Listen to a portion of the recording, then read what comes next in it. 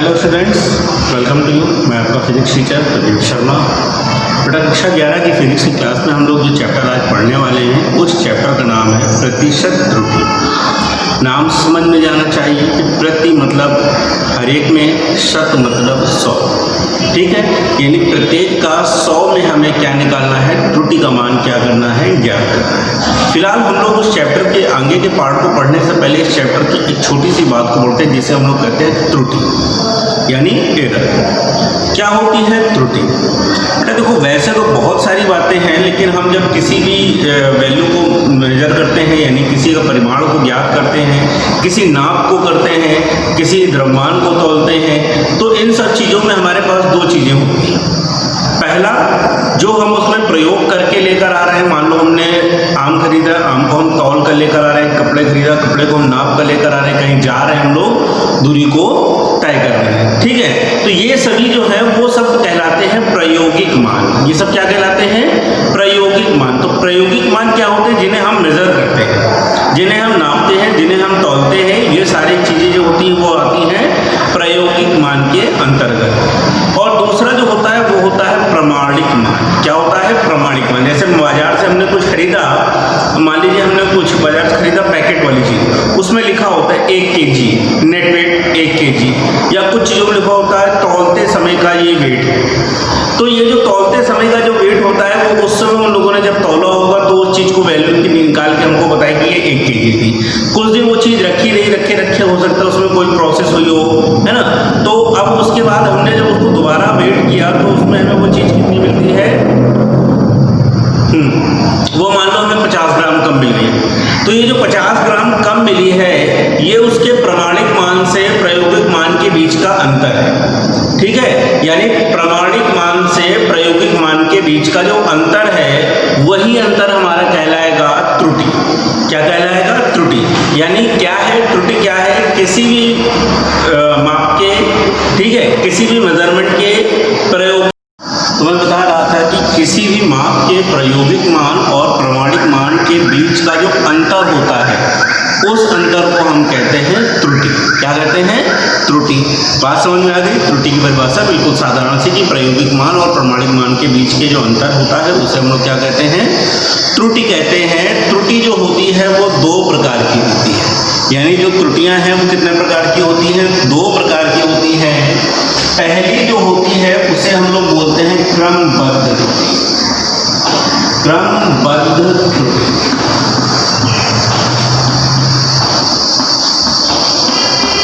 और दूसरी जो होती है उसको बोलते हैं यादृच्छिक गति। यादृच्छिक त्रुटि, ठीक है। याद रहेंगे ये 2 बातें। पहली जो है उसे हम लोग बोलते हैं क्रमबद्ध त्रुटि और दूसरी जो होती है उसे हम लोग बोलते हैं यादृच्छिक त्रुटि। इंग्लिश में पढ़ेंगे तो अच्छा लगेगा। इसको बोलते हैं सिस्टमेटिक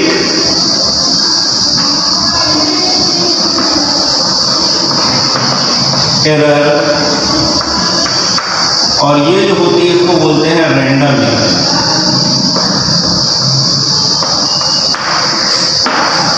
तो इस प्रकार से हम त्रुटियों के 2 प्रकार पढ़ने वाले हैं। बहुत सिंपल से तरीके से बात बता दूं। सबसे पहले बात करते हैं क्रमबद्ध। क्रमबद्ध का मतलब ये पता चल गया होगा कि सीरियल से, है ना।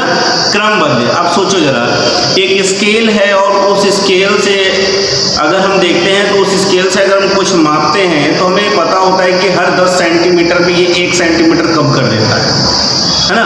हो सकती है उसको बनाने में कोई एरर हो गई हो कि वो 10 सेंटीमीटर जो है हम नापेंगे तो वो 9 सेंटीमीटर नापेगा, ठीक। तो आप ये समझो कि अगर हम उससे 100 सेंटीमीटर नाप रहे हो तो कॉमन सी बात है कि हमें कितनी माप पता चलेगी?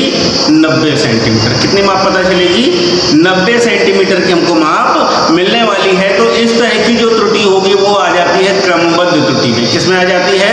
क्रमबद्ध त्रुटि में, जिसमें हमें ये पता होता है कि प्रयोग में अगर हम कोई प्रयोग कर रहे हैं तो उस प्रयोग में जो हम मेजरमेंट में यूज कर रहे हैं, जो हम मापन में यूज कर रहे हैं, यंत्र ऑपरेटर, उस ऑपरेटर्स में कितनी त्रुटि है। अगर ये हमको पहले से निश्चित हो जाएगा तो हम वो त्रुटि को उसमें घटाकर या जोड़कर क्या कर सकते हैं? त्रुटि का मान प्राप्त कर सकते हैं या उसका वास्तविक मान हम प्राप्त कर सकते हैं। बात समझ में आ गई? तो इस तरह की जो त्रुटियां होंगी वो सारी सिस्टमेटिक एरर्स होंगी, वो सारी सिस्टम से जनरेट होने वाली एरर होंगी। यानी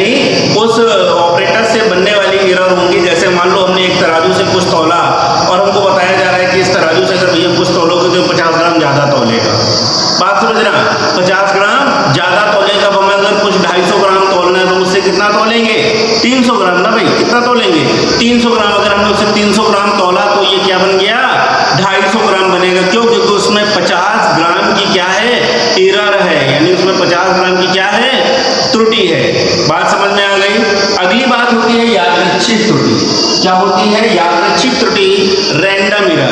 मतलब अब मान लो हमने कोई प्रयोग किया, या हम लोग मान लो तराजू से कुछ तौल रहे हैं और बहुत तेज हवा चल रही है। बात समझना, हम जब तराजू से कुछ तौल रहे हैं और बहुत तेज हवा चल रही है, तो जब तेज हवा चल रही है 25 किलो तौला, और 25 किलो जब हमने उसमें तौला तो हवा की वजह से मान लो उसमें आ गया 24.9 kg पहली बार।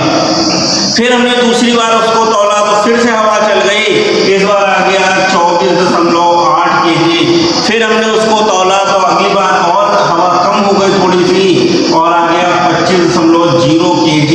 फिर हमने इसको और बार तौला तो ये बन गया 25.2 kg।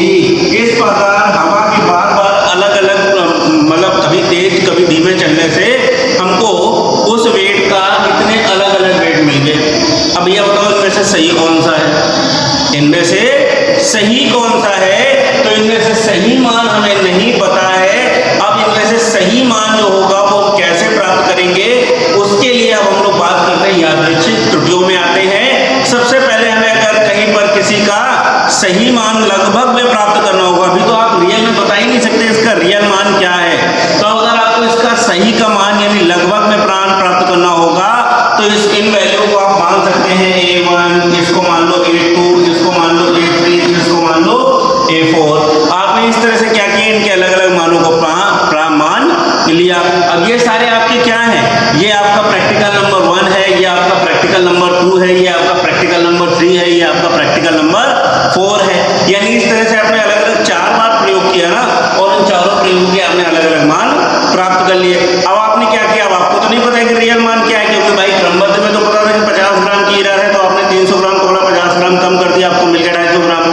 यहाँ पर हमें नहीं पता है कि उसका वास्तविक मान क्या है। तो अब वास्तविक मान को प्राप्त करने के लिए हम क्या करेंगे, हम इनका औसत निकाल लेते हैं। क्या निकालते हैं? औसत मान। क्या निकालते हैं?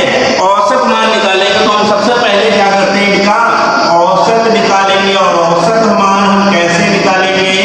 A1 plus A2 plus A3 plus A4। मान लो इससे भी ज्यादा है तो हमने n बार तक ले लिया, और कितने इसमें n है तो हमने क्या कर दिया, n कर दिया।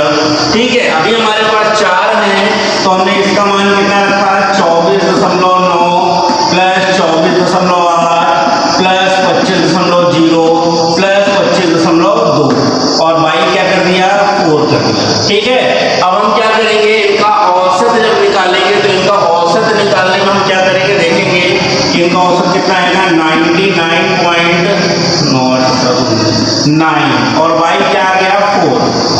ठीक है, अब आप भैया इसका डिवाइड कर लीजिएगा। जब आप डिवाइड करेंगे तो 24.9 के समथिंग में आ जाएगा।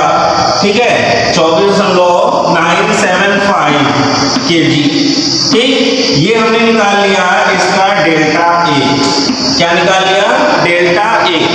ठीक है, ये आ गया आपका एक औसत मान, जो इन सारे प्रयोगों के बिल्कुल बीच का है, मध्य का। बात समझ में आ गई। अब अगर पूछा जाता है कि अगर ये आपका औसत मान है तो पहले प्रयोग में इसका क्या मान था, पहले प्रयोग में कितनी त्रुटि थी, दूसरे प्रयोग में कितनी त्रुटि थी, तीसरे प्रयोग में कितनी त्रुटि थी, हम यहाँ से प्राप्त करेंगे। यानी अगर आप पहले प्रयोग की त्रुटि ज्ञात करना चाहते हैं तो डेल्टा A1, दूसरे प्रयोग की त्रुटि ज्ञात करना चाहते हैं डेल्टा A2। डेल्टा A1 कैसे प्राप्त करेंगे, डेल्टा A1 मतलब A1 डिफरेंस, यहाँ पर डिफरेंस के निशान लगाओ। डेल्टा A1 में आप यहाँ पर क्या लगाओगे, डिफरेंस का निशान लगाओगे, और क्या लिख दोगे, डेल्टा ए। पहले यहाँ पे लिखोगे delta A difference A1। A2 ज्ञात करना है तो इसे आप लिखोगे delta A difference A2। A3 ज्ञात करना है, delta A3 is equal to हो जाएगा delta A difference A3। A4 ज्ञात करना है तो delta A4 equal delta A difference क्या आ जाएगा, A4। ठीक है, तो इस तरह से आप हर प्रयोग में होने वाली त्रुटि को भी प्राप्त करेंगे। ये जो है आपका तरीका वो कहलाता है यादृच्छिक त्रुटि। क्या कहलाता है, यादृच्छिक त्रुटि। इसमें हमारे पास जो त्रुटि होती है वो निश्चित नहीं होती है, वो कई चीजों पर डिपेंड करती है, हवा के बहाव पर डिपेंड करती है, प्रयोग पर डिपेंड करती है, किस तरह के प्रयोग है, तापमान पर डिपेंड करती है, स्मॉल g यानी गुरुत्वीय त्वरण पर निर्भर करती है। बहुत सारे अलग अलग रीजंस होते हैं प्रयोग को करने के दौरान जो हमें त्रुटियों को उत्पन्न करके दिखाते हैं। इसलिए याद रहे कि हमारी जो सिस्टमेटिक एरर है वो निश्चित एरर है, जबकि रैंडम मिरर जो है वो अनिश्चित मिरर है। ये वातावरण, बहाव हवा के, ठीक है, स्मॉल जी, तापमान, दाब, बहुत सारी चीज़ों पर निर्भर करती है। ठीक है, तो आज आप इतना तैयार करेंगे, बाकी हम लोग मिलते हैं अपनी अगली क्लास में। ओके।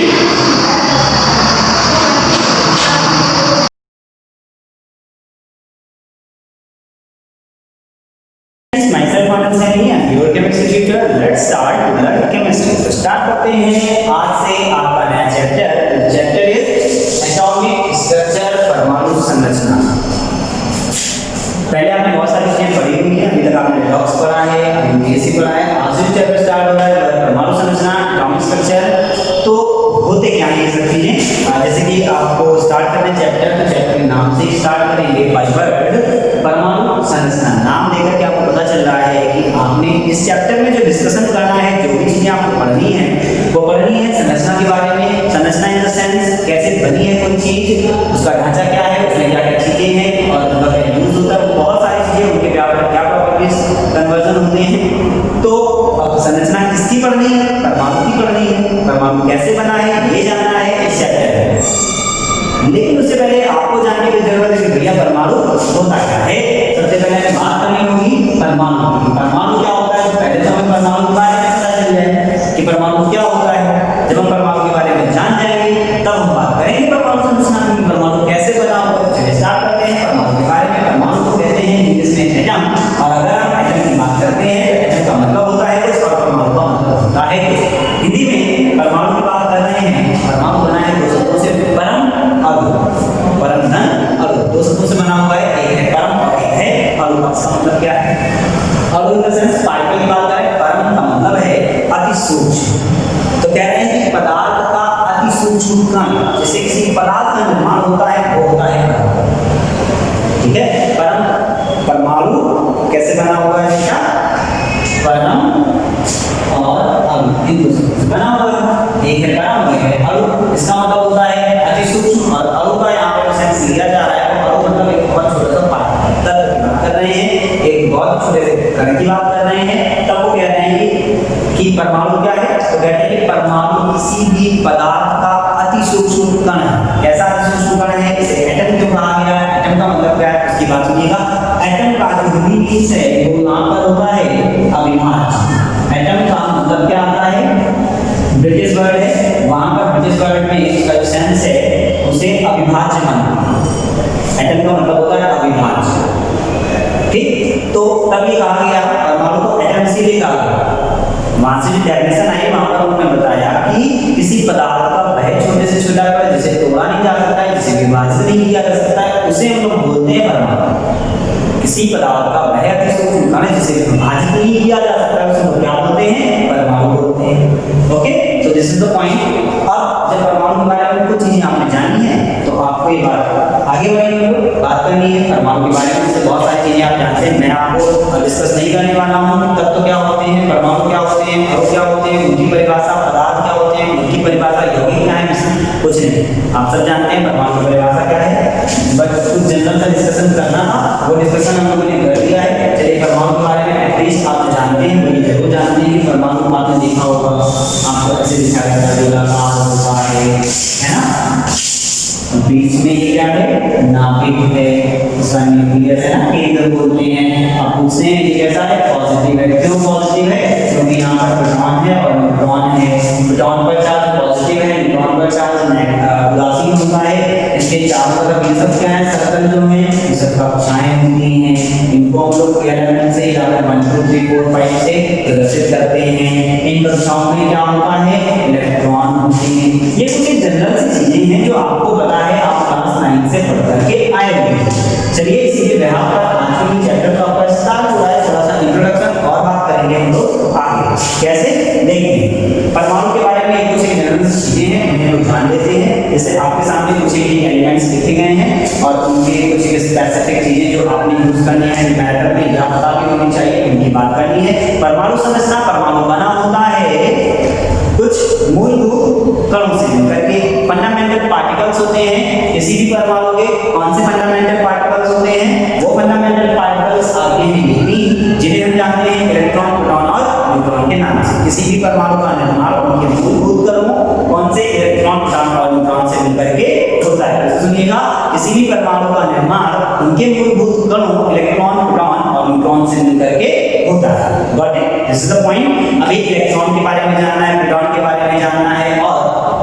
न्यूट्रॉन के बारे में जानना है। इसके बाद अलावा आपको जानने की जरूरत कुछ एक जरूरी सा पॉइंट ये भी है, इन तीन के अलावा भी पार्टिकल्स होते हैं, तो उन्हें हम लोग ऐसे कहते हैं कि परमाणु के जो मूलभूत कण है ना, वो ये केवल तीन नहीं है, ये तो आपने 9th में भी पढ़ा, इसके अलावा भी पार्टिकल। तो परमाणु के जो मूलभूत कण है ना, उन्हें दो पार्ट में डिवाइड किया गया, एक है स्थायी कण और एक है अस्थायी कण। ये परमाणु के मूलभूत स्थायी कण है, और परमाणु के मूलभूत अस्थायी कण जो होते हैं उनका नाम सुनिएगा, उनका नाम है meson, pi meson, plus pi meson,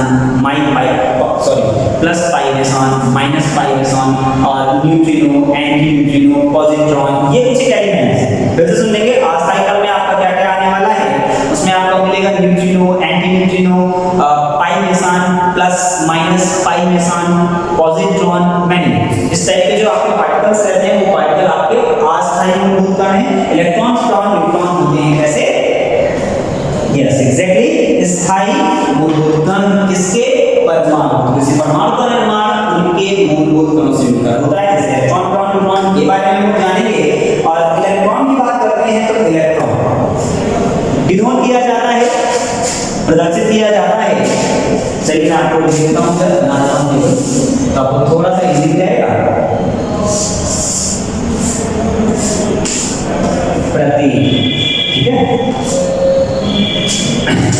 जैसे इलेक्ट्रॉन को डिनोट करना है, तो इलेक्ट्रॉन को डिनोट करते हैं जनरल लाइक दिस, प्रोटॉन को डिनोट करना है P से न्यूट्रॉन को, N से।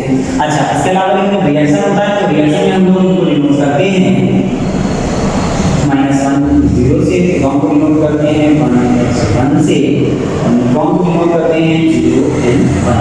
दिस इज द पॉइंट, ये कुछ पॉइंट है आपके ऐसे प्रदर्शित करते हैं। इलेक्ट्रॉन को प्रदर्शित करते हैं इलेक्ट्रॉन की नेगेटिव से, प्रोटॉन P से, और H1 से, लाइक 0 N 1 से न्यूट्रॉन को प्रदर्शित करते हैं। अब प्रोटॉन के बारे में, प्रोटॉन की खोज किसने की? जे थॉमसन ने की। न्यूट्रॉन की खोज किसने की? चैडविक ने की। और प्रोटॉन की खोज किसने की हुई है? आपका प्रोटॉन की खोज रदरफोर्ड ने किया होगा। तो इलेक्ट्रॉन, प्रोटॉन, न्यूट्रॉन के बारे में मुझे हमें जाननी है, जनरल का डिस्कशन है, आपको पता होना चाहिए। जीके के क्वेश्चन यहां से बनते हैं। इलेक्ट्रॉन की खोज सन 1897 में की जे थॉमसन ने, प्रोटॉन की खोज की रदरफोर्ड ने सन 1919 में, चैडविक ने की। न्यूट्रॉन की खोज सन 1932 में। इनका द्रव्यमान AMU में और ग्राम में मैंने आपको दिया हुआ है, आपको नोट करना है कॉपी में, और याद भी रखना है, पूछा भी होगा। न्यूमेरिकल में भी यूज होता है, केमिस्ट्री से ज्यादा फिजिक्स में न्यूमेरिकल में यूज होता है। फिजिक्स में भी जरूरत पड़ेगी आपको, ये चैप्टर वहां पर थोड़ा सा आपको वहां पे डिस्कस किया जाएगा। और ऐसे ही आवेश की बात करें, क्या चार्ज होता है, तो पूरा में मैंने चार्ज नहीं दिया होगा, दे दिया। चलिए देख लेते हैं, जैसे आपको खोज करता और उनके एरिया के बारे में पता चल गया है। तो द्रव्यमान की बात करेंगे तो AMU में और ग्राम में दो अलग-अलग टेबल बना करके मैंने आपको दे दिया। AMU को फुल फॉर्म होता है atomic mass unit. Atomic mass unit, उसके बिहाफ पर 0.00054 AMU, इलेक्ट्रॉन का द्रव्यमान 1.00757 एंड एग्जैक्टली 1.00893 न्यूट्रॉन का द्रव्यमान इसमें AMU, ठीक है ना। जबकि ग्राम की बात करें तो 9.1 × 10⁻28, या पर ग्राम में हो जाएगा 1. अच्छा दोनों का सेम जाएगा 1.6 × 10⁻19। बेसिक में चेंजेस रहता है, बट यहाँ पर केमिस्ट्री में आपको वो माइनर में चलेगा, इसकी जरूरत नहीं हो। फिजिक्स में जो आप पढ़ोगे इस चैप्टर को तो आपको कंप्लीट याद है। ओके, सो एग्जैक्टली आवेश की बात करेंगे। कूलाम में आवेश सबसे पहले बात, इलेक्ट्रॉन धनावेश होता है और आपका प्रोटॉन धनावेश होता है, न्यूट्रॉन उदासीन होता है, कोई चार्ज नहीं होता है। नेगेटिव में, पॉजिटिव में डिजिट सिमिलर है, 1.6 × 10⁻19, 1.6 × 10⁻19, पर यहाँ पर नेगेटिव और यहाँ पर पॉजिटिव साइन का डिफरेंस है। ये बात आपको ध्यान रखनी है, टेबल को आपको बना कर दिया गया है। अब बात करेंगे इस चैप्टर में आपको पढ़ना है, तो चैप्टर आपको पढ़ना क्या है, पढ़ना कैसे है। इस चैप्टर को आपने पढ़ना होगा दो पार्ट में। पहला पार्ट इस चैप्टर का जो कहा जाता है प्रारंभिक परमाणु संरचना, प्रारंभिक, और दूसरा पार्ट परमाणु संरचना आधुनिक। प्रारंभिक का मतलब क्या है? प्रारंभिक में हम लोग पढ़ते हैं वो सारी चीजें जो पहले के साइंटिस्ट ने दी, परमाणु को कुछ बताया, उनके बारे में डिस्कवरीज हुई, कहाँ से स्टार्ट। फिर परमाणु संरचना आधुनिक, आज के टाइम पर जो नई थ्योरीज आ गई हैं उनसे रिलेटेड बोर्ड एग्जाम में ज़्यादा पढ़ते हैं। रियलिटी बोर्ड एग्जाम में आपका जो क्वेश्चन पुटअप होता है, जो आगे के एग्जाम में भी आपको जाने के लिए पड़ेगी, नई वाली जो थ्योरीज आई हैं आधुनिक से वहाँ से पढ़ेंगे, बट प्रारंभिक सिलेबस में है तो थोड़ा बहुत डिस्कशन उसका करना होगा। जैसे प्रारंभिक की बात करें, आप जो नेक्स्ट क्लास वीडियो में डिस्कस करेंगे इलेक्ट्रॉन की खोज, प्रोटॉन की खोज, न्यूट्रॉन की खोज, कैसे इलेक्ट्रॉन प्रोटॉन न्यूट्रॉन की खोज हुई, परमाणु नाभिक की खोज कैसे हुई, रदरफोर्ड का प्रकीर्णन प्रयोग क्या है, परमाणु मॉडल क्या है, ये बहुत सारी चीजें आपको जानने की जरूरत पड़ेगी। और ये सब आता है कहाँ, परमाणु की प्रारंभिक संरचना के अंतर्गत। आज के लिए thank you.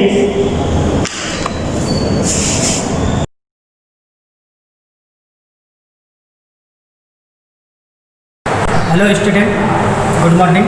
I am good, your computer teacher. आज हम अपना सबसे पहला chapter introduction of computer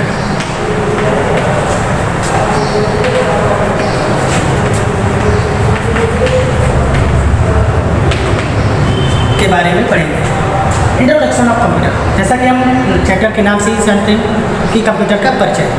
computer का परिचय, कंप्यूटर कैसे वर्क करता है, कंप्यूटर में कौन कौन से डिवाइसेस का यूज होता है, और कंप्यूटर का जनक कौन है, कंप्यूटर को किसने बनाया था, किसने डिजाइन किया था, ये सारी चीज़ें इंट्रोडक्शन ऑफ कंप्यूटर में पढ़ेंगे। सबसे पहले कंप्यूटर के बारे में पढ़ने से पहले, कंप्यूटर की परिभाषा जानने से पहले, सबसे पहले इसके फुल फॉर्म के बारे में जानते हैं कि कंप्यूटर का आखिर फुल फॉर्म होता क्या है, और ये सब कंप्यूटर सब बना कैसे। जैसे कि हम लोग अच्छी तरह से जानते हैं कि कंप्यूटर शब्द को कंप्यूट नामक वर्ड से लिया गया है। कंप्यूट, इसका सीधा सा शाब्दिक अर्थ है गणना करना। कंप्यूट मीन्स गणना करना। तो कंप्यूटर क्या होगा,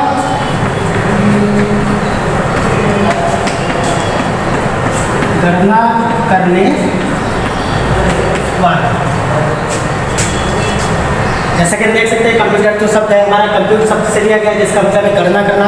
तो कंप्यूटर क्या हो गया हमारा, गणना करने वाला। गणना मतलब ऑल टाइप्स ऑफ कैलकुलेशन, जितने भी कैलकुलेशन, चाहे वो अर्थमेटिक की हो या किसी तरह की मैनिपुलेशन स्ट्रिंग की हो, इस तरह की सारी ऑपरेशन, सारी क्रियाएँ कंप्यूटर द्वारा की जाती है, इसलिए इसे गणना करने वाला कंप्यूटर कहलाता है। अब इसका फुल फॉर्म भी देखते हैं कि इसका फुल फॉर्म क्या है कंप्यूटर का। कंप्यूटर कौन कौन से वर्ड या शब्द से मिलकर बना है। सबसे पहले है सी, जिसका मतलब है common. O operating, M machine. Common operating machine नाम से पता चलता है एक ऐसी मशीन जो कि कॉमन मतलब जिसका प्रयोग सभी लोग कर सकते हैं। ऑपरेटिंग मशीन ऐसी मशीन जिसका कार्य हर तरह के परफॉर्मेंस को करना है। इसके बाद आता है हमारा पी, पर्पज, जिसको हम लोग purposely used for training and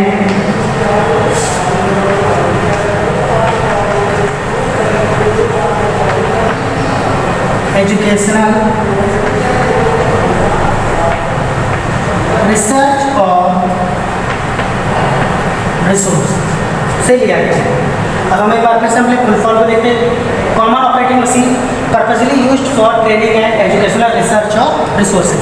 एक ऐसी मशीन, एक ऐसी कॉमन मशीन जिसका प्रयोग कोई भी व्यक्ति, कोई भी यूजर आसानी से कर सकता है, जिसका उद्देश्य किस लिए किया गया है, जहाँ पर हम लोग किसी चीज़ को ट्रेन कर सकते हैं, एजुकेशन पर्पस, शिक्षा से संबंधित किसी भी कार्य के लिए कर सकते हैं, किसी प्रकार की रिसर्च और रिसोर्सेज के लिए भी कंप्यूटर का उपयोग किया जा सकता है जिससे। तो इन शब्दों से मिलकर ही हमारा कंप्यूटर शब्द बना। अब आते हैं कंप्यूटर की परिभाषा। तो कंप्यूटर की परिभाषा क्या है। कंप्यूटर, जैसा कि हम अच्छी तरह से जानते हैं, कंप्यूटर एक ऐसी इलेक्ट्रॉनिक डिवाइस है, इलेक्ट्रॉनिक मशीन है, जिसमें कुछ तय निर्देशों के अनुसार इनपुट यूजर द्वारा दिया जाता है। अब वो यूजर द्वारा इनपुट दिया जा रहा है, वो किसी न किसी प्रकार के इनपुट डिवाइस जैसे कीबोर्ड, माउस, स्कैनर आदि के द्वारा दिया जाता है। कंप्यूटर क्या करता है, उनको एक्सेप्ट करता है, ग्रहण करता है, उनको प्रोसेस करता है। प्रोसेस करने के बाद उसको किसी न किसी आउटपुट डिवाइस द्वारा, जैसे कि प्रिंटर, मॉनिटर आदि के द्वारा उसको एक आउटपुट के रूप में दे देता है। यही हमारी एक कंप्यूटर की स्टैंडर्ड परिभाषा होती है। कंप्यूटर के जनक, जैसा कि हम लोग अच्छे से जानते हैं,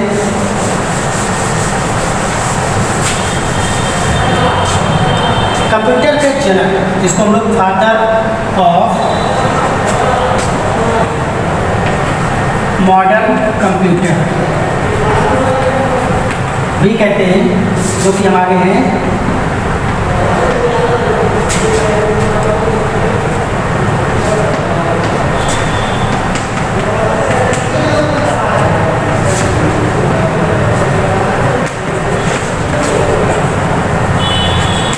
चार्ल्स बैबेज।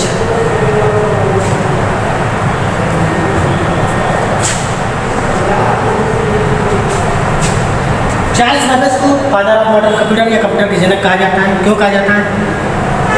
ये वो व्यक्ति है या ऐसे डेवलपर है जिन्होंने एक एनालिटिकल इंजन को तैयार किया था। एनालिटिकल इंजन एक कंप्यूटर का नाम है, जिन्होंने सन 1833 में एक एनालिटिकल इंजन का आविष्कार किया था, जो कि एक कंप्यूटर है जिसका प्रयोग हम 4 तरह के ऑपरेशंस, 4 तरह की क्रियाओं को करने के लिए करते थे या वो करते थे। यहाँ पर वो 4 क्रियाएँ जोड़ना, घटाना, गुणा और भाग करना था। इसके बाद आधुनिक कंप्यूटर बहुत सारे बनाए गए, जिससे हम ये कह सकते हैं कि जो हमारा पहला कंप्यूटर, जो मॉडर्न कंप्यूटर है, जो वो हमारा एनालिटिकल इंजन ही था।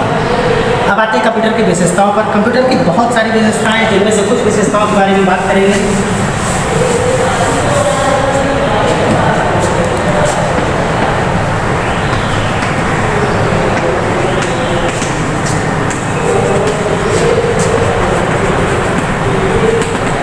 सबसे पहली कैरेक्टरिस्टिक या विशेषता कंप्यूटर की क्या है? कंप्यूटर की गति। इसको हम लोग स्पीड या गति। कंप्यूटर की गति, कंप्यूटर बहुत तेज़ गति से कार्य करता है। ये लाखों करोड़ों इंस्ट्रक्शंस, मतलब निर्देशों को 1 सेकंड के अंदर परफॉर्म कर देता है, उस पर क्रिया करता है। आमतौर पर प्रोसेसर एक यूनिट की गति या कंप्यूटर की गति को MIPS से मापी जाती है, जिसका मतलब है मिलियन इंस्ट्रक्शन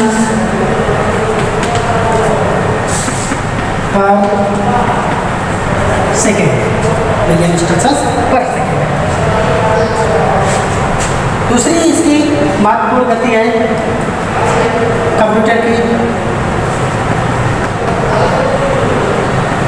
एक्यूरेसी, जिसको हम लोग बोलते हैं शुद्धता। जिसका मतलब क्या है? कंप्यूटर जो भी कार्य करता है उसको पूर्ण रूप से परफॉर्म या ऑपरेशन, उस पर क्रिया करने के पश्चात उसका जो आउटपुट प्रदान करता है पूर्ण रूप से शुद्ध होता है, जिसमें कोई किसी प्रकार की कोई गलतियाँ नहीं होती। इसीलिए इसका दूसरा जो विशेषता है वो है इसकी कंप्यूटर की शुद्धता। जो कंप्यूटर होता है शुद्धता के लिए GIGO पर परफॉर्म करता है। GIGO क्या होता है? सबसे पहले इस चीज़ को समझते हैं। GIGO मतलब garbage in and garbage out. सबसे पहले पता करना चाहिए हमें कि गार्बेज का मतलब क्या है। गार्बेज ऐसी वो वस्तु या डेटा जो हमारे किसी पर्पज का नहीं है, जो हमारे किसी मतलब का नहीं है, वो चीज़ हमारी चीज़ गार्बेज कहलाती है। तो गार्बेज इन गार्बेज आउट पर कंप्यूटर वर्क करता है। कैसे कि अगर आप उसको कोई भी गलत इंस्ट्रक्शन, गलत निर्देश दोगे तो कंप्यूटर भी आपको गलत आउटपुट दे देगा। अगर आप उसको बिल्कुल सही इनपुट देते हैं तो आपको कंप्यूटर द्वारा प्रदान किया गया आउटपुट भी बिल्कुल सही होगा। इसको हम लोग गार्बेज इन गार्बेज आउट के द्वारा समझते हैं। इसके बाद तीसरी जो इसकी इम्पॉर्टेंट कैरेक्टरिस्टिक है वो है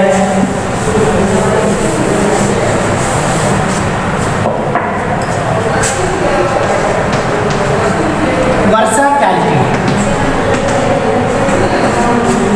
जिसको हम लोग बोलते हैं बहु प्रतिभाशाली। बहु प्रतिभाशाली नाम से पता चलता है कंप्यूटर एक ऐसी इलेक्ट्रॉनिक डिवाइस है जो वर्सेटाइल होती है। वर्सेटाइल में बहुत प्रतिभा, उसके अंदर बहुत सारी प्रतिभाएं होती हैं। जैसे एक ही समय में कोई नोट्स तैयार करना, कोई रिपोर्ट तैयार करना, सॉन्ग सुनना, वीडियो गेम खेलना, वीडियो देखना, मूवी प्ले करना, बहुत सारे कार्य एक ही समय में कंप्यूटर कर सकता है। इसीलिए इसका जो तीसरा मुख्य विशेषता के रूप में है वो है वर्सैटिलिटी, जिसको लोग बहुत प्रतिभाशाली बोलते हैं। नेक्स्ट इसका है इंटेलिजेंस।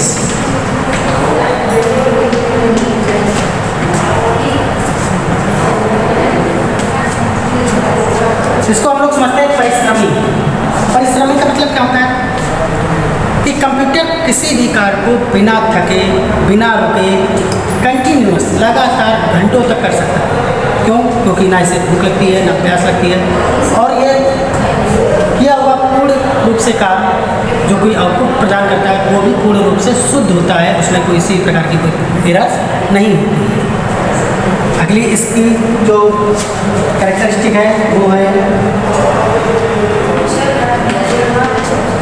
ऑटोमेशन। ऑटोमेशन मतलब स्वचालित। स्वचालित का तात्पर्य क्या होता है? नाम से पता चलता है ऑटोमेशन। ऑटोमेशन आपका ऑटोमेटिक से बना हुआ है। कंप्यूटर किसी भी कार्य को अपने आप, हमें केवल एक बार उसको बताना होता है कि हमें ये कैलकुलेशन करना है, ये या फिर ये वर्क करना है। जैसे ही उसको हम इंस्ट्रक्शंस या निर्देश दे देते हैं वो तुरंत अपने आप उस कार्य को करता रहता है, फिर वो बीच में कोई इंटरप्ट नहीं लेता है, और जब तक वो कार्य कंप्लीट नहीं हो जाता है उसको कंटिन्यूअस या लगातार करता रहता है। इस प्रक्रिया को, इस विशेषता को हम लोग स्वचालित विशेषता कहते हैं। अगली इसकी विशेषता हमारे पास है स्टोरेज कैपेसिटी, जिसको हम लोग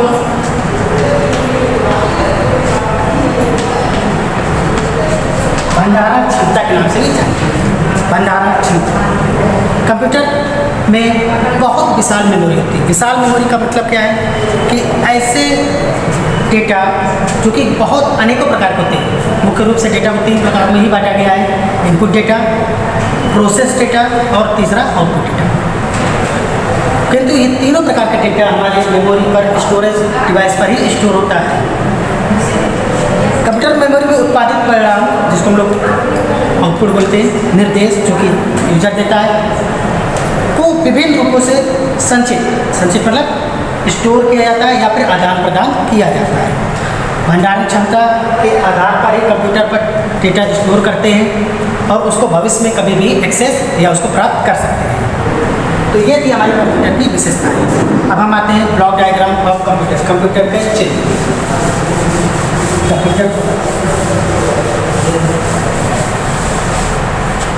ब्लॉक डायग्राम ऑफ कंप्यूटर में समझते हैं कि कंप्यूटर कैसे कार्य करता है। कंप्यूटर के सभी पार्ट्स के बारे में समझते हैं।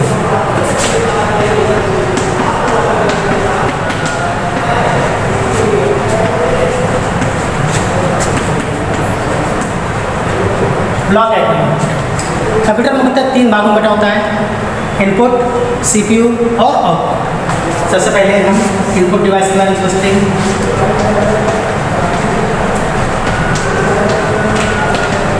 इनपुट डिवाइस में हमारे पास बहुत सारे इनपुट डिवाइसेस होती हैं, जैसे कि आपकी कीबोर्ड,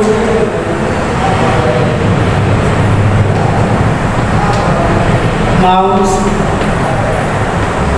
स्कैनर, जॉयस्टिक, लाइट और भी बहुत सारे इनपुट डिवाइसेस होते हैं जिनके द्वारा हम कंप्यूटर को किसी प्रकार के निर्देश दे सकते हैं। इनके द्वारा दिए गए निर्देश को सीपीयू ग्रहण करता है।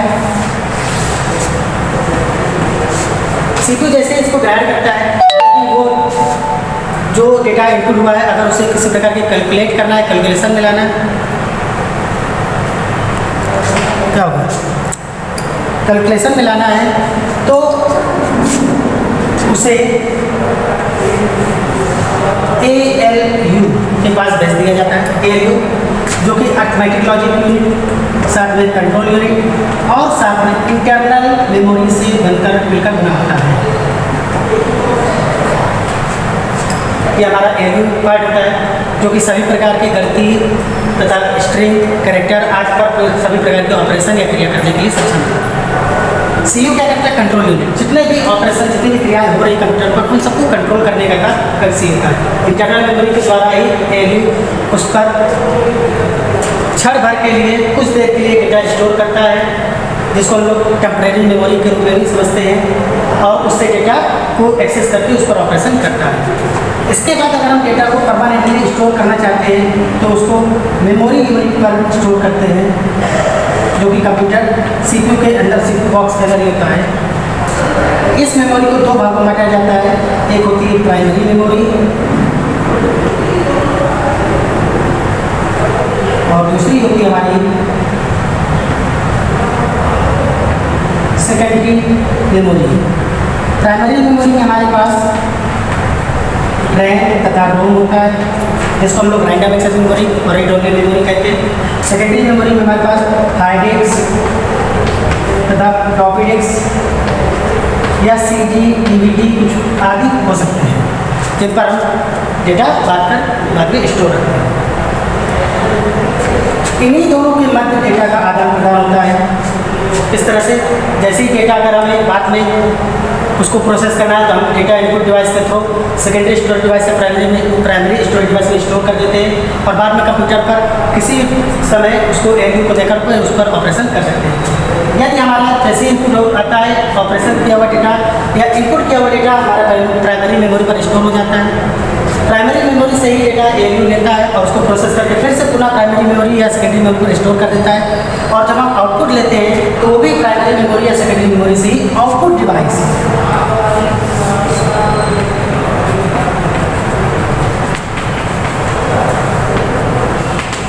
पर भेज दिया जाता है। अब ये आउटपुट डिवाइस कौन कौन सी हो सकती है?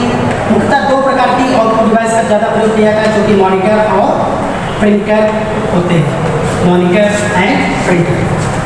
तो ये था हमारा ब्लॉक डायग्राम ऑफ कंप्यूटर, जहाँ पर कंप्यूटर किस तरह से इनपुट लेता है, उसको प्रोसेस करता है और उसको आउटपुट किस प्रकार से किस डिवाइस के माध्यम से प्रदान करता है। अब नेक्स्ट वीडियो में इसी को और अच्छे से डीपली समझेंगे, तब इसके से संबंधित और भी डिवाइसेस कौन कौन सी प्रयोग होती हैं इसको भी समझेंगे। आज के लिए इतना ही, थैंक यू।